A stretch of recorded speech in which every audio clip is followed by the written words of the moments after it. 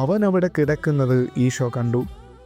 അവൻ വളരെ നാളായി കിടപ്പിലാണെന്ന് അറിഞ്ഞ് ഈശോ അവനോട് ചോദിച്ചു, സുഖം പ്രാപിക്കാൻ നിനക്ക് ആഗ്രഹമുണ്ടോ? ബത്സയിദ കുളക്കരയിൽ കിടന്നത് രോഗികളും രോഗങ്ങളും മാത്രമല്ല, നിരാശകളും നീണ്ട പ്രതീക്ഷകളുമാണ്. 38 വർഷം എത്രയോ നീണ്ട കാലഘട്ടമാണ്. ശരീരത്തെക്കാൾ കൂടുതൽ മനസ്സ് മടുത്ത് നിരാശ പടർന്ന സമയം. വെള്ളം കലങ്ങുന്നത് കാത്തിരുന്നവനെ ഈശോ സ്വന്തം സാന്നിധ്യത്തിൻ്റെ നിമിഷത്തിലേക്ക് വിളിച്ചു. അവൻ്റെ പ്രതീക്ഷ മുഴുവൻ നടക്കാൻ പോകുന്ന ഒരു സംഭവത്തിനായിരുന്നു. ഈശോ അവനെ നയിക്കുന്നത് ഒരു വ്യക്തിയിലേക്കാണ്. അത്ഭുതം സംഭവിച്ചത് വെള്ളത്തിലല്ല, വചനത്തിലാണ്.